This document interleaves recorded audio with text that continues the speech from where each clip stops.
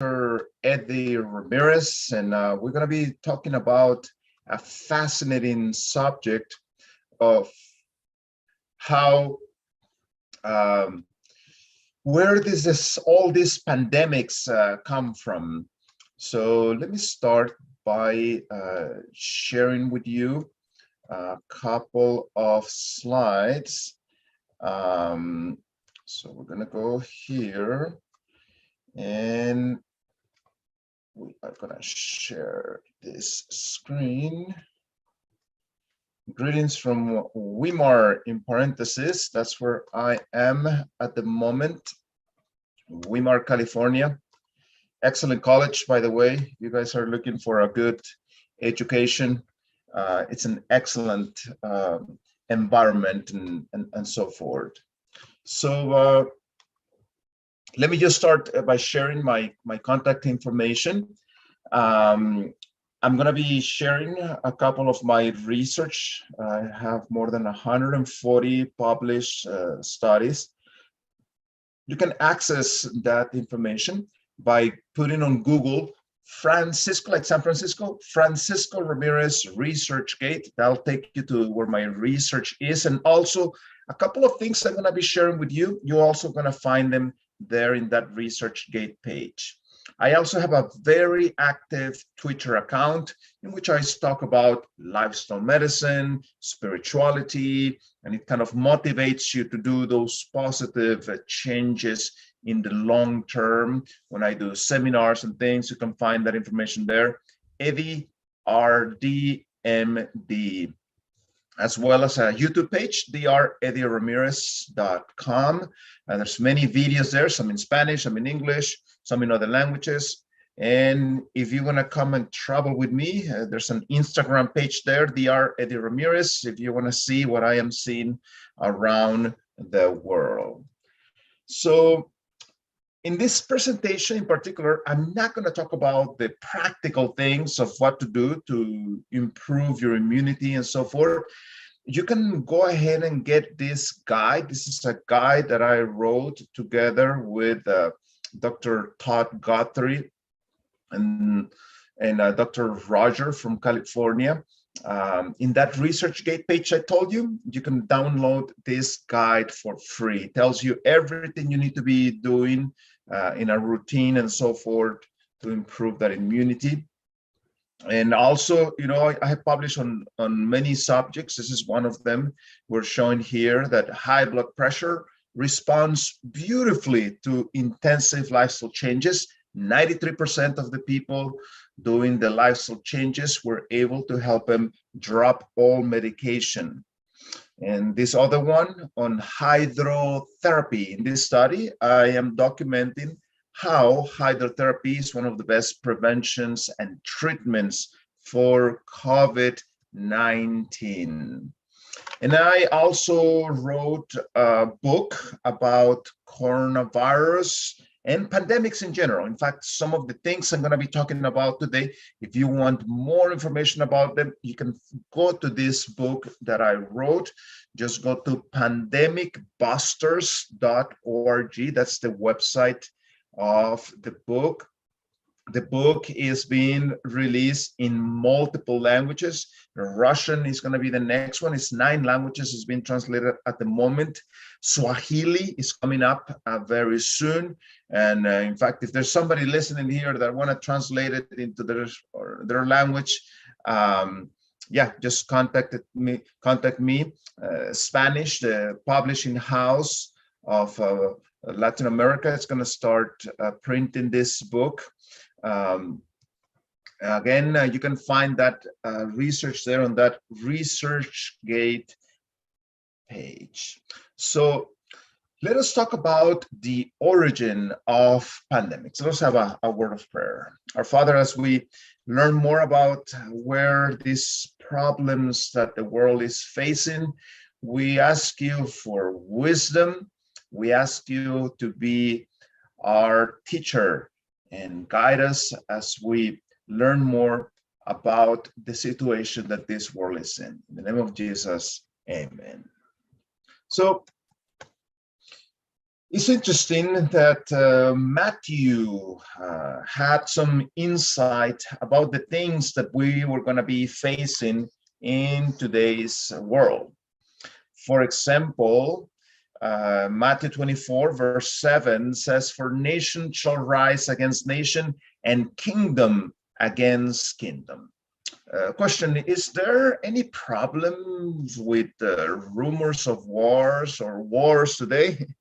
Absolutely, isn't it? You just open the newspaper and you will see one after another of possible conflicts or conflicts that are taking place in front of our own eyes.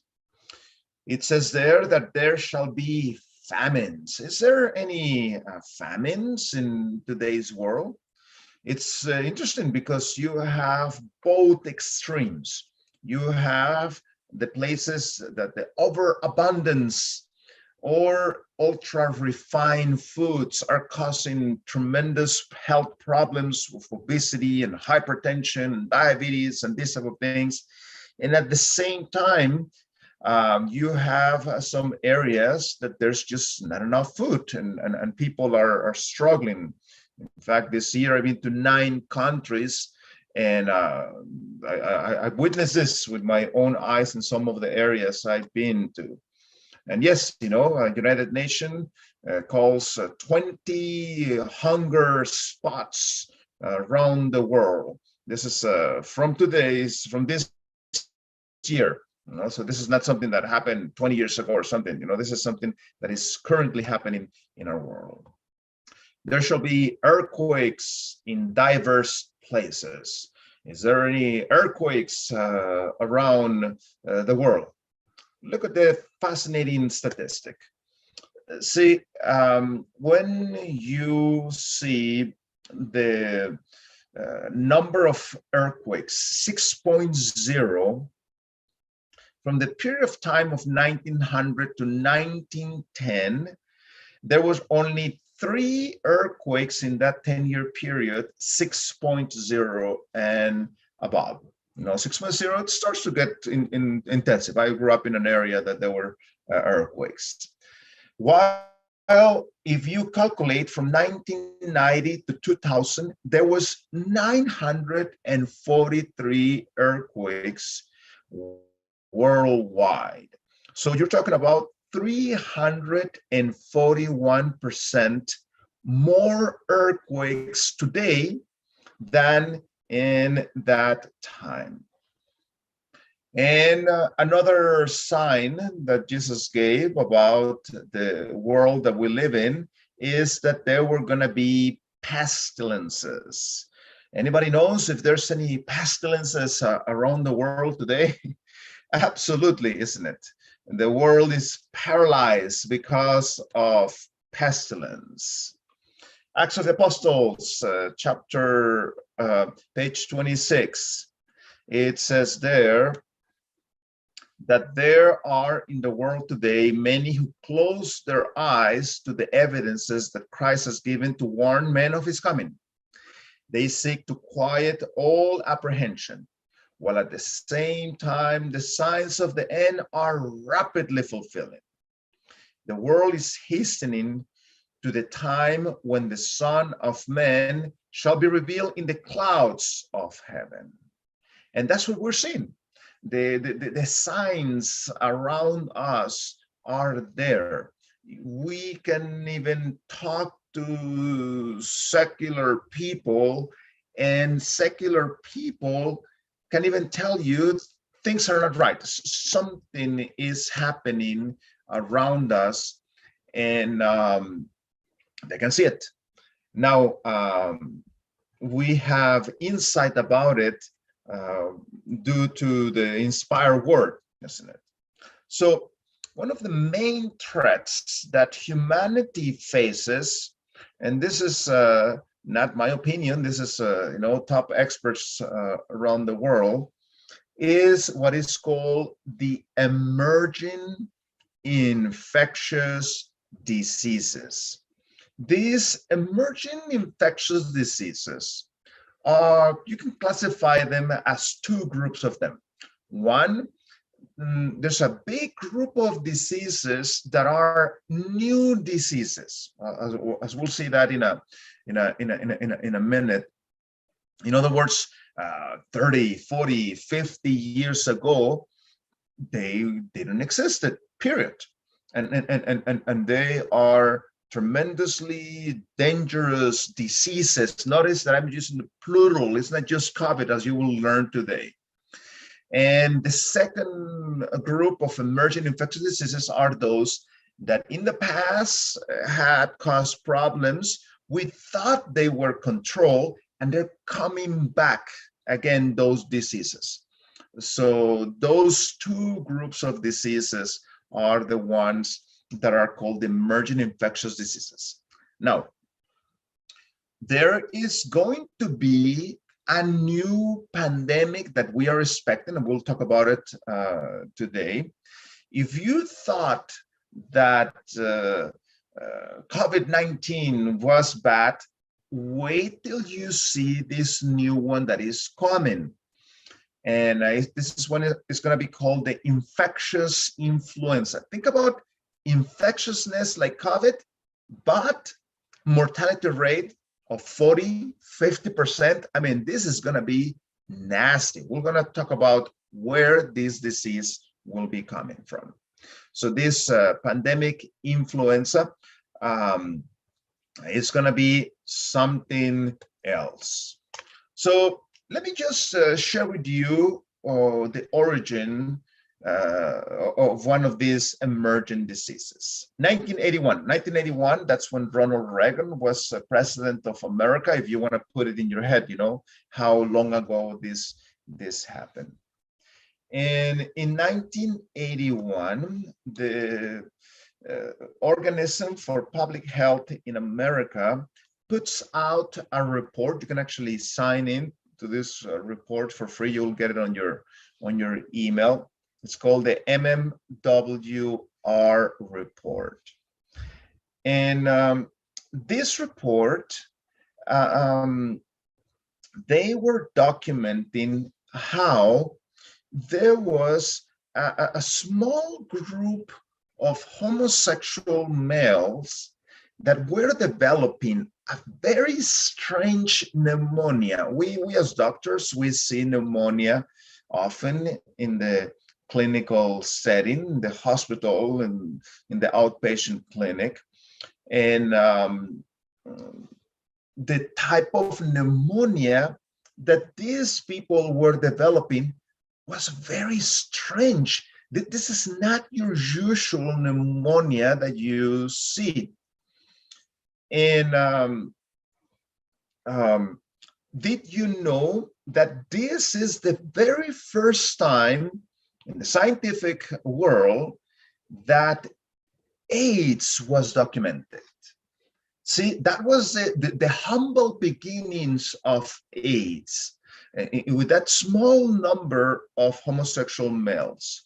Today, especially you guys that are listening to me from South Africa, you know what tremendous impact HIV has caused in multiple countries around the world. From a handful of people, now 36 million people have died of AIDS. Now, internal drug use, promiscuous sexual behavior, this thing has spread this disease all over the place. But the question is, where did it come from? Today, we're going to be learning actually, where did AIDS came to humankind? Now, as I mentioned to you, this is not just COVID-19. It is many new diseases that are these emerging infectious diseases, from COVID-19 to HIV, to the West Nile virus, to Lyme disease, to Ebola, and many other diseases. Where are these diseases coming from? And actually, what we can do to at least help decrease some of the impact of these new diseases. So there's a science by the name of medical anthropology. So medical anthropology, what it does, it studies diseases to try to find out where the disease came from. For example, smallpox. Did you know that smallpox came into the humans by close contact with camels? See, there was a disease called camel pox that lives in the camel, and with that close contact, the disease was able to jump into humans. Another disease that has been able to trace to the camels, MERS. MERS is another coronavirus. It's not what causes COVID-19, but causes another disease. And that one in the Middle East happens to be something that sometimes occurs due to the jumping from the camel to the human. Whooping cough, this tremendously infectious disease in which people get these coughing fits, and they even get purple from so much coughing. It's cough, cough, cough, cough, cough, cough, cough. Very infectious. Sadly common in Africa. And this one came from pigs into humans. I mean, there's a reason why Leviticus 11 says, don't eat the meat of the pig. He says, don't even touch it, because this thing is nasty beast. Don't touch the pig because of those diseases. And these boats actually spread disease all over the world. And if you have read the history, countries such as Asia, countries in Africa, countries in Latin America, as the Europeans started coming in contact with many of those natives, there were tremendous epidemics that this caused among those natives. Just to give you a concrete numbers, for example, when the Spanish come to Latin America, in a matter of 30 years, in 30 years, half of the population of Mexico had died due to the diseases that the Europeans brought to the American continent. That's so you can see how tremendous devastation those diseases cause. In fact, the population in certain areas, for example, among the Aztec Indians, which used to be the biggest empire, it's what today would be part of Mexico, part of Guatemala, part of Honduras. It was a tremendously big empire. The population dropped from 18 million to 1.6 million. And these are actually pictures that the natives from Mexico made, documenting how their people were getting sick due to those diseases of the Europeans. Typhoid fever, this is something actually quite common also in Africa, came from the contact of chickens, and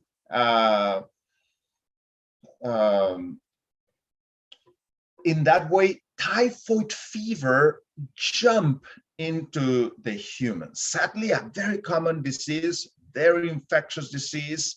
In fact, every egg you touch, the majority of those eggs actually have typhoid.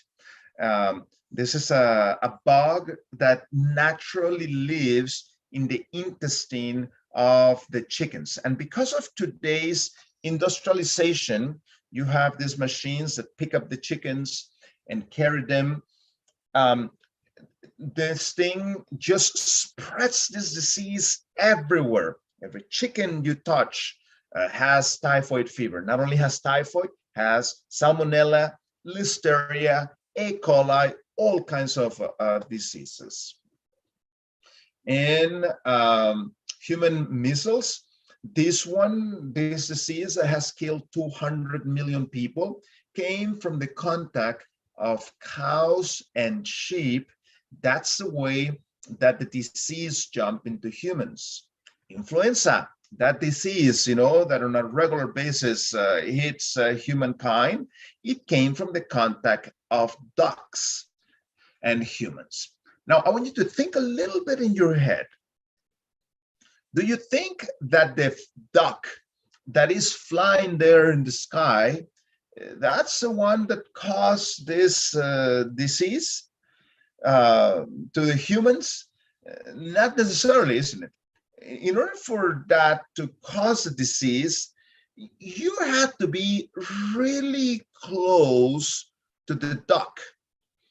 So in that way, the duck was able to sneeze, and then it was able to infect you. So you had to domesticate this animal for it to infect you. Again, there's a reason why God had said the duck is an unclean animal. It was a mistake to domesticate this animal. You should have let him, fly free. In that way, you would have never brought the influenza to us. Leprosy, also sadly a disease that many countries in Africa still struggle with. It came from the water buffalo, this animal that you can see there. The water buffalo infected humankind, but also from armadillos. It's not a good idea to touch or eat armadillos. There's people that actually do that. That is not a good idea at all. And the common cold, did you know that there was a time that only the horses had the common cold? The common cold jumped from the horse into the humans. It's an excellent book if you're interested in the topic. I have this book, Gone, Germs, and Steel, from Jared Diamond. He does a brilliant job documenting how the contact with certain animals cause many diseases to jump into humans. In fact, he explains how when the Europeans arrived to many areas of the world, 95% in some areas of those natives were wiped out because of the diseases of the Europeans. But this is the funny thing.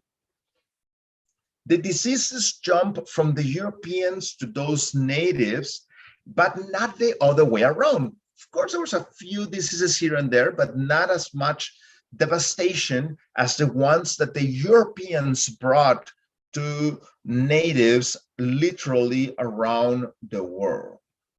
So why is that? Because there was no plagues.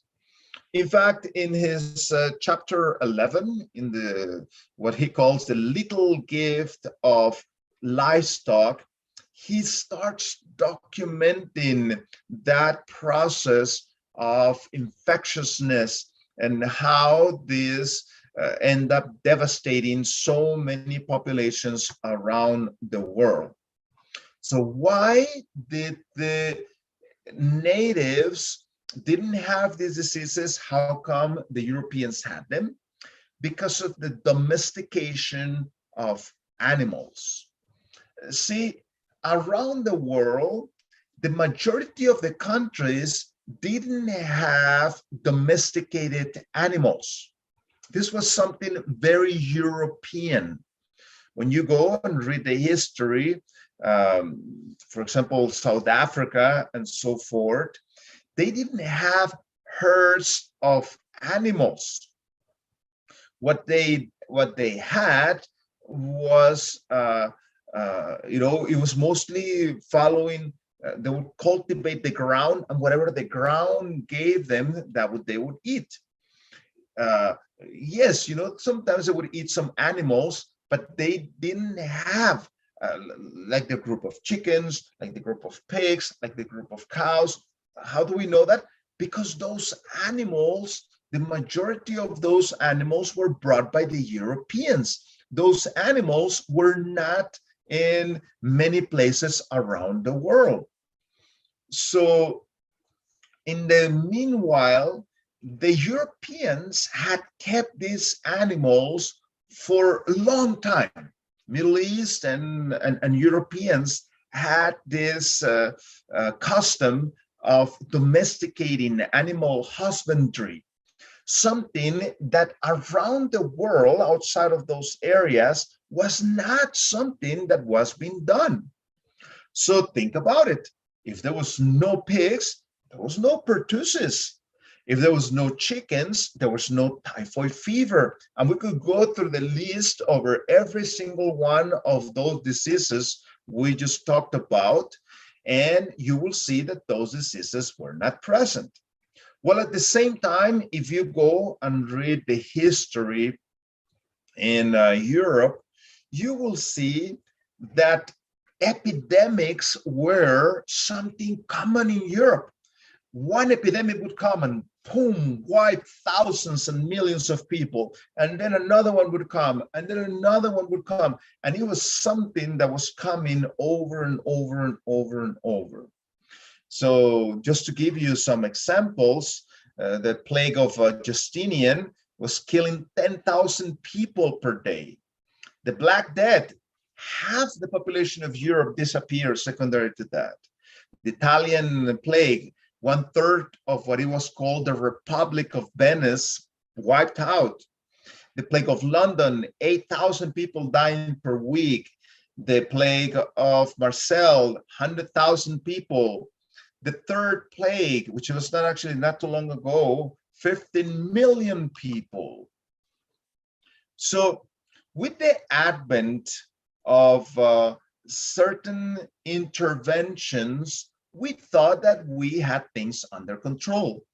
As the spread of the principles of hygiene started to become part of societies, as the coming up of antibiotics, vaccines, the amount of infectious diseases decreased dramatically, to the point that we thought that we were going to control every single infectious diseases. And in fact, in the 1950s, in the 1960s, they thought that infectious diseases was going to be something that was only going to be written in the past. It was just something that happened, many years ago, and today we're not going to have those diseases due to the public health interventions. So something fascinating happened. See, the amount of infectious diseases as those public health interventions started to put on, it started to decrease dramatically. And then suddenly, around the 1950s, around the 1960s, the number of infectious diseases started creeping up very dangerously worldwide. So it happened to occur due to changes in morality and behaviors of humans around the world. For example, let me share with you this fascinating story. I'm originally from Mexico, and when I was in my 20s,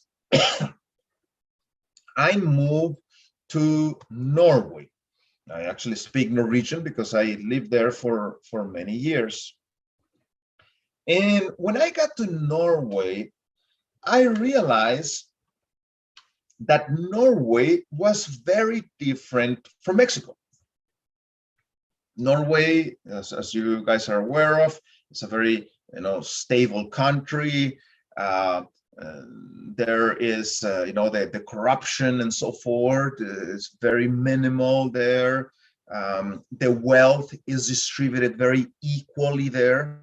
There's not such thing as the bad side of town and the good side of town. Everybody has it very nicely. From the guy that his job is to clean, to the engineer, both of them have it very nicely, economically and so forth. Therefore, criminality and so forth, your neighbor is not in need of going and stealing from you, So yeah, very different country from Mexico. So I asked myself the question, why is Norway so stable, so different from Mexico? And what I did to try to find an answer to that question is that I went to the local library to read the history of Norway. And I got shocked. As I'm reading the history of Norway, I realized that Norway in the past was almost identical to Mexico. There was abuse of power, there was corruption, society was very stratified. You have very rich people, you have very poor people, and something happened in Norway that didn't happen in Mexico.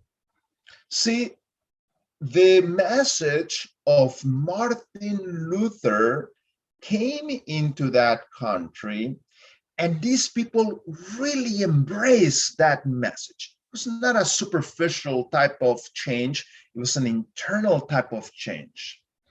And because of that, the mentality of the people started changing, and people became more honest, people became more truthful, people became, more stable and so forth.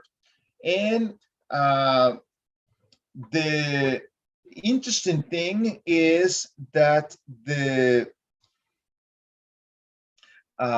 whole country was changed as a result of that. In fact, I've been to 85 countries around the world speaking and sharing my research, and I can see the pattern very clearly with my own eyes.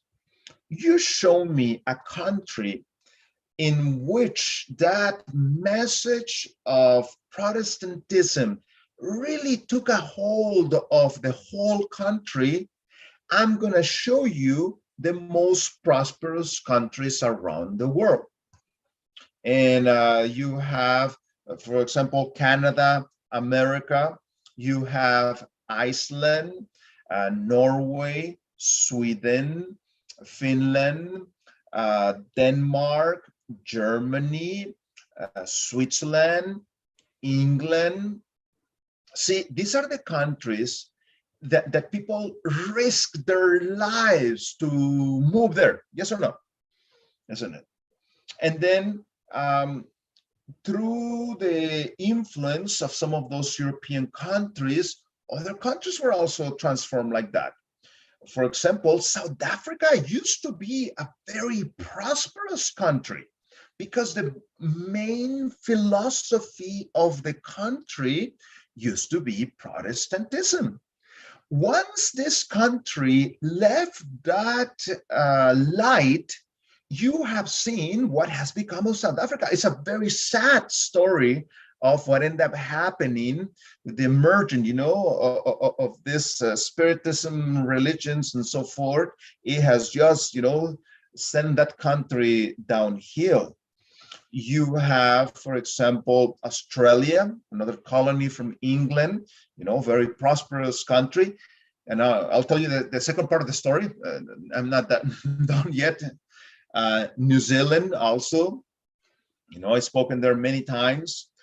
You have South Korea, that's the country in Asia with the highest amount of Protestants. You have Japan, a country that the English, the Americans were there before the Second World War. And then you have Hong Kong, which was a colony of England. You have Singapore, tremendously prosperous country, Singapore. I've spoken there in the past. You can just, you cross the border from Singapore into Malaysia, it's part of the same peninsula. Man, it's another world there. You're just going to a different world there.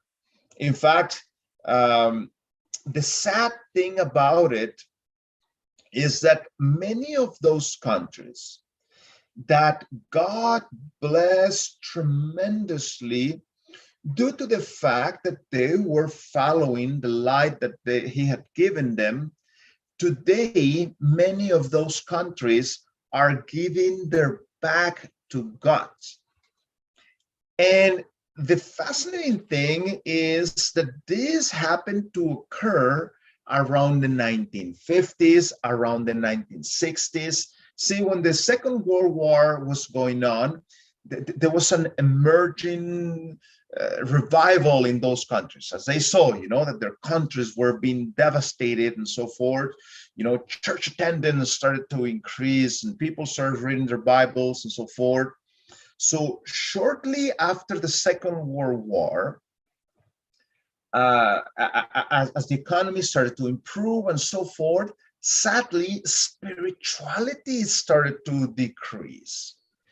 And to the point that today, it's a huge deal.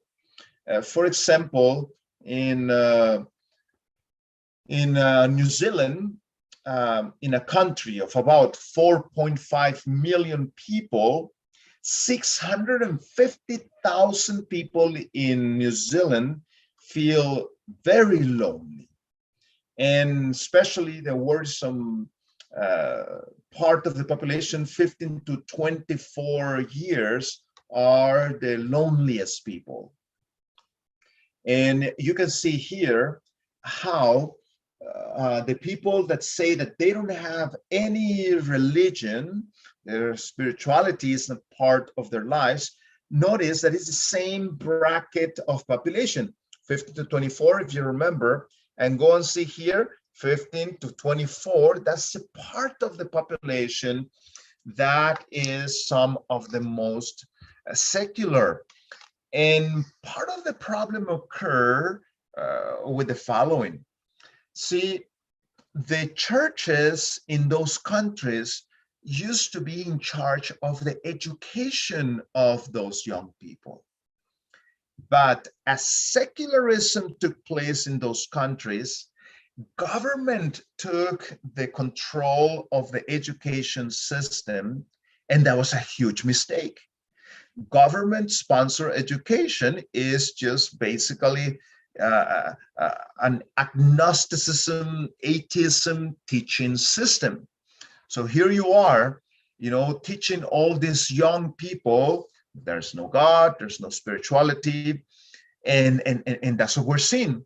We are seeing a tremendous crisis worldwide.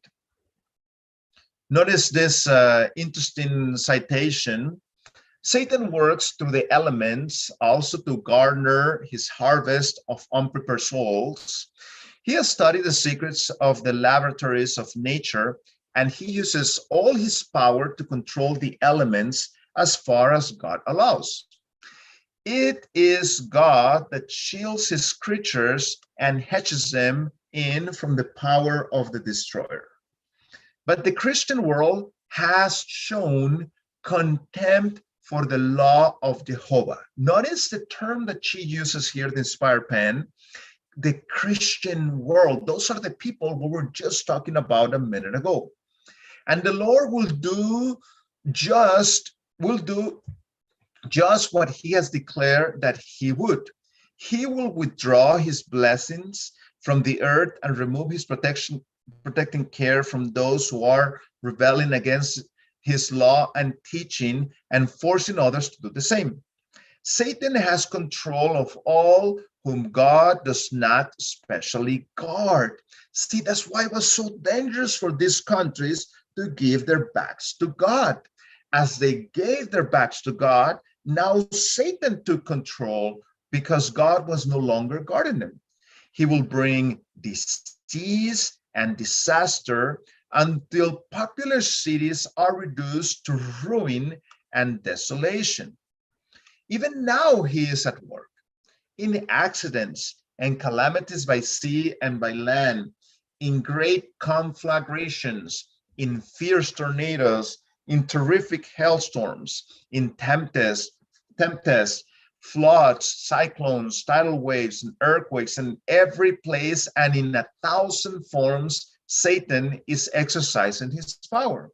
He imparts to the air a deadly taint, and 1,000 perish by pestilences.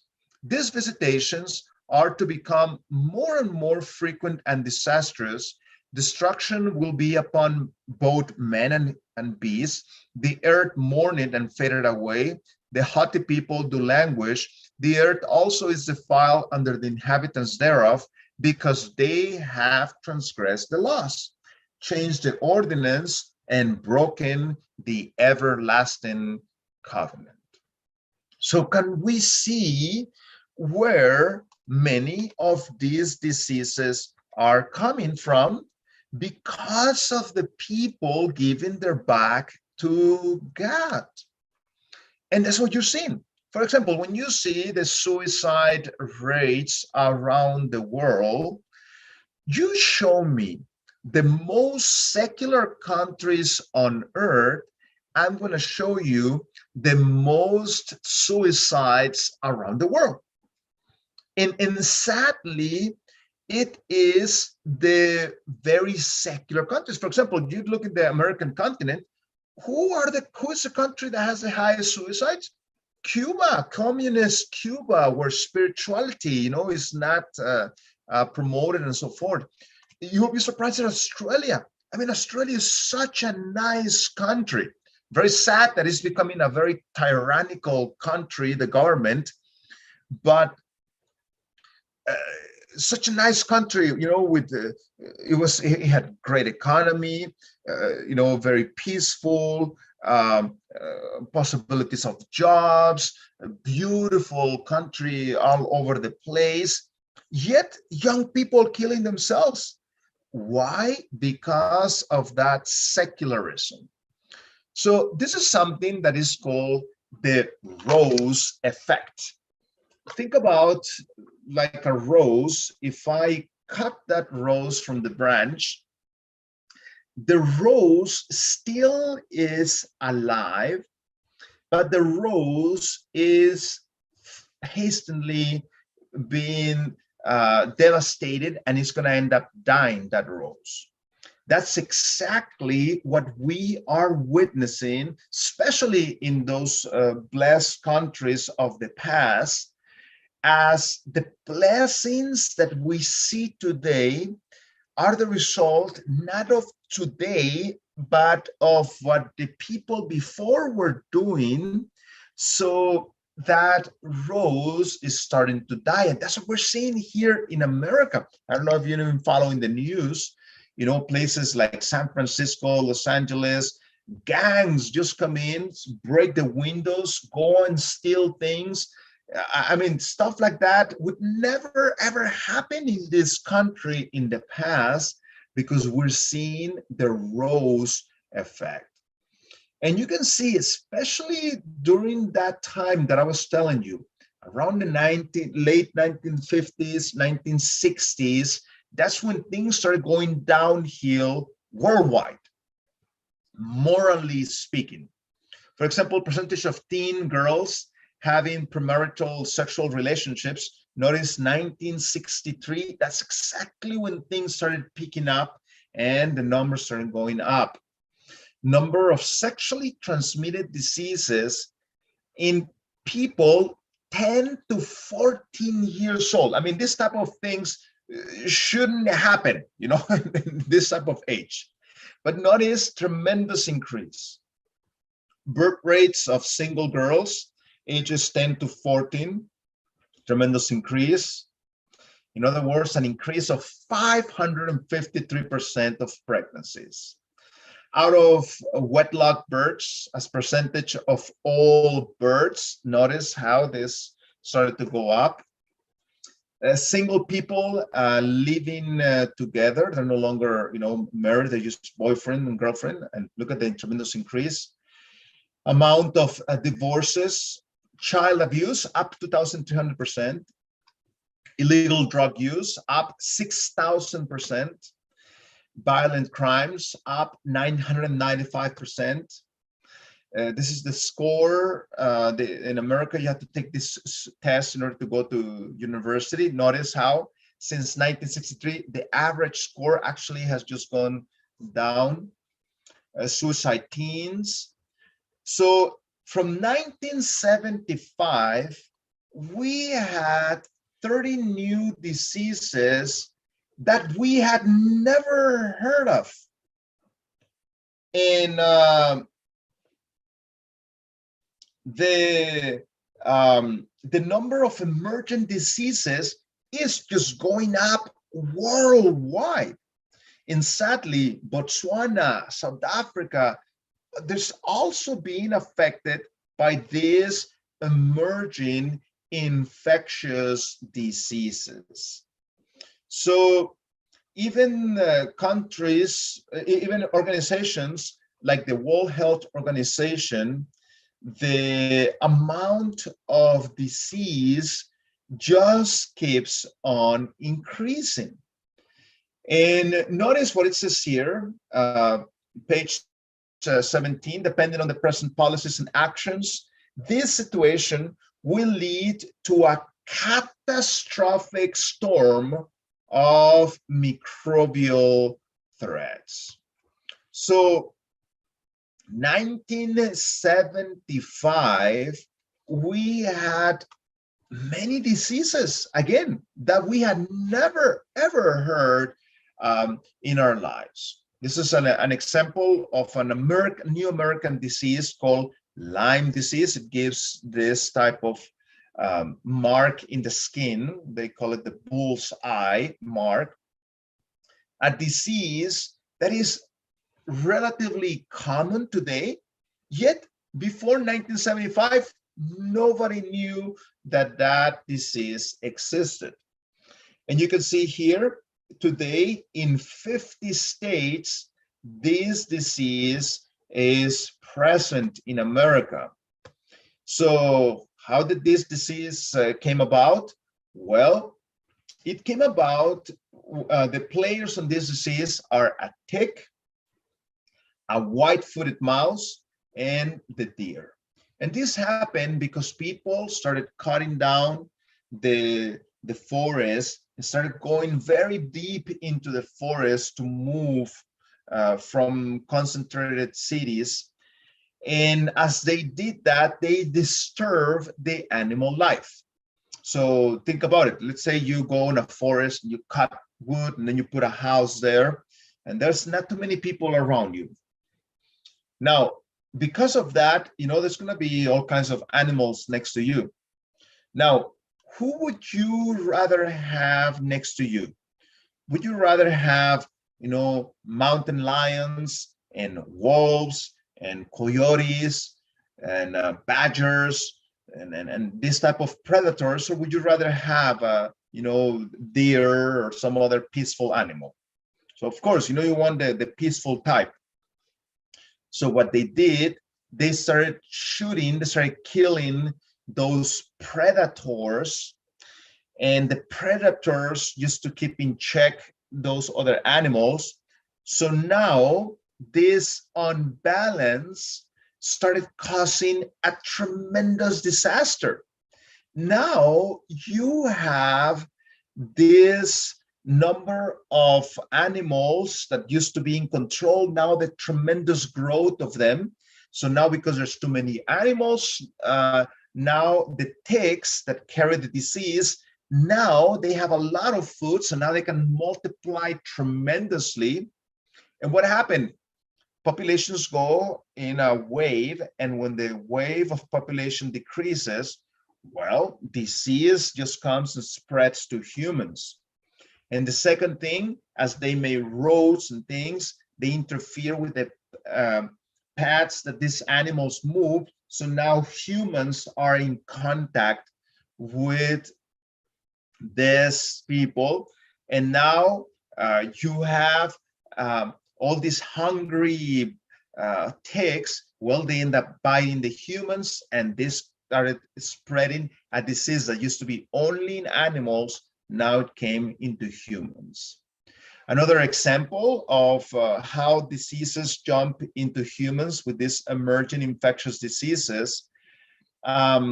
Argentina has beautiful forests, and they decided to cut those trees and put animals there: sheep, goats, pigs, cows, and so forth. And this destruction of the forest, the humans came in contact with diseases that were only in that forest, and in that way the diseases jump into humans. Now, not only Argentina did this, many other countries in South America did that, and therefore you can see that many countries in South America now have many emerging infectious diseases. And some of these diseases are nasty. They are kind of similar to what you guys in Africa have as the Ebola. These are also what are called hemorrhagic fevers. And you guys are familiar with this because these are some of your neighboring countries that are struggling with this. So you have all these emerging infectious diseases in Africa, from the yellow fever to the Rift Valley disease, to the Marburg virus, to the Lassa virus, to the Ebola, to the Crimean Congo virus. You guys are familiar with these things because these things are close by to you guys. And these are what are called the hemorrhagic fevers. They are not nice diseases. You know, you're bleeding from all of your orifices in your body. How did they come from? Is it just bad luck? Not necessarily. Let me tell you the story. The reason why many of these diseases came about is because they were they found out that there was very good quality wood in many of the African countries. So they sent crews of workers deep into those forests. Now think about it. You are a worker in one of those forests, and you're supposed to be there for a couple of months to work cutting those trees. Now, what are you gonna eat? Man, you can only bring food for like a week, 2 weeks, and then you run out of food. There's no stores there in the forest. There's no, cultivation and things already there that you can go and harvest things. What are you going to eat? So people started killing primates, the famous bush meat that many of you guys are familiar with that term.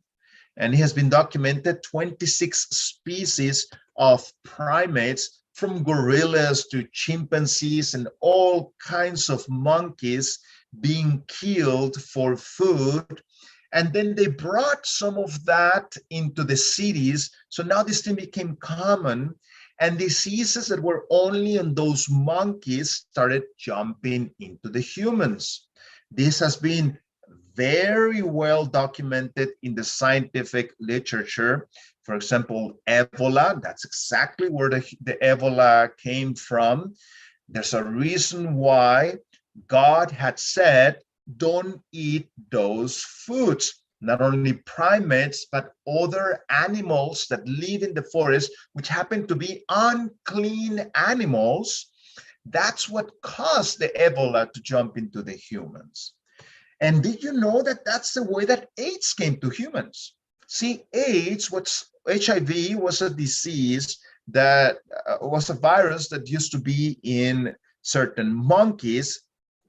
And somebody that was probably hungry trying to get one of these monkeys, there was probably some fight, the monkey bit him, this guy caused the monkey to bleed, and then that blood came into the humans. That's how HIV jumped into the humans.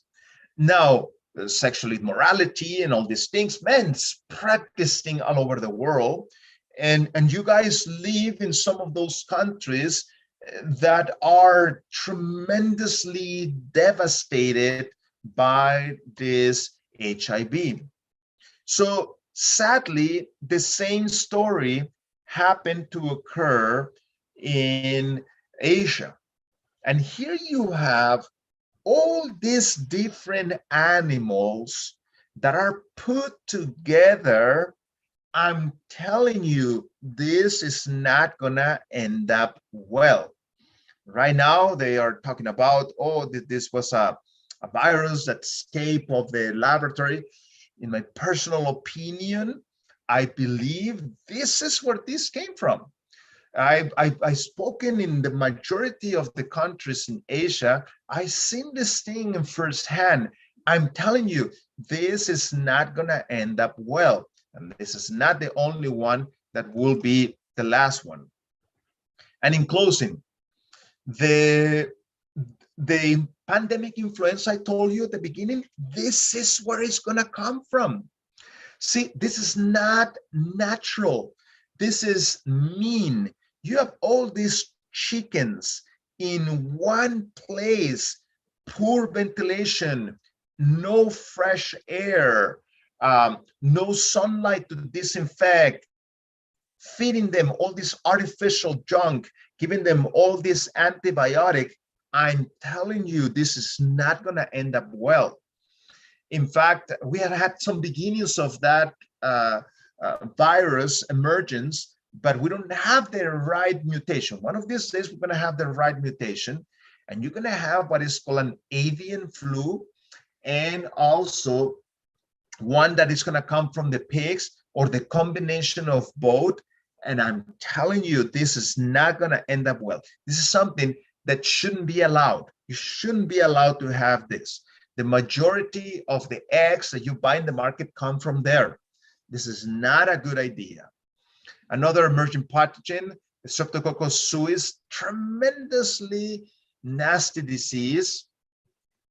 And Nipah virus, a virus that kills between 40 to 70% of the people that get it.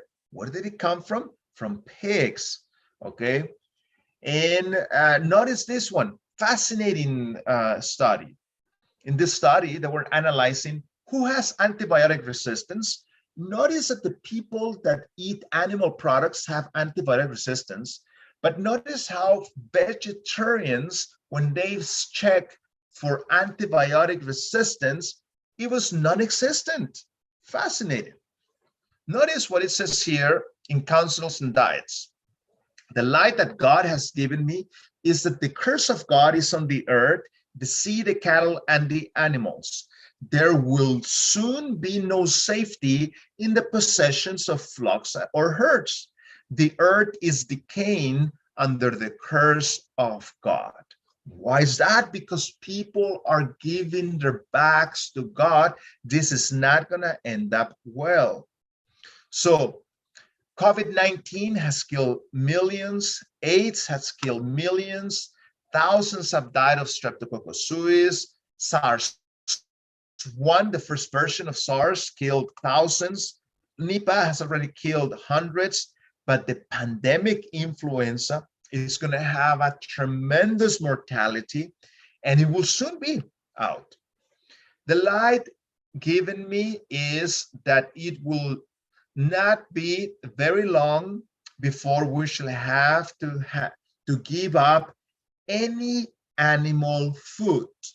Even milk will have to be discarded. Disease is accumulating rapidly. The curse of God is upon the earth because man has cursed it. It's not that the problem is God, but it's man's behavior has caused that. So let us leave those animals alone And even though we see around us, like the disciples were seeing that their boat was going to sink and there was no human way possible to survive that storm, still with Jesus, they were able to conquer that storm. And this is going to happen, you know, with the help of God, we are going to be able to pass through this storm that we are facing, because God has not given us a spirit of fear, but of power and of love and of a sound mind.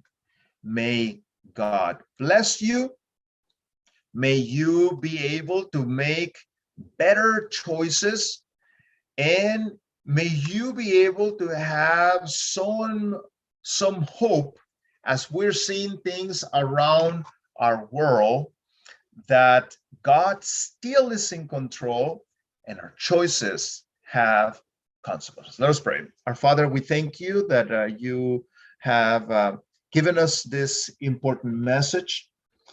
Give us wisdom, give us your direction, and may we do your will, Lord, wherever we are, so that we can come victorious out of these difficult times that we're at. We thank you. In the name of Jesus, amen.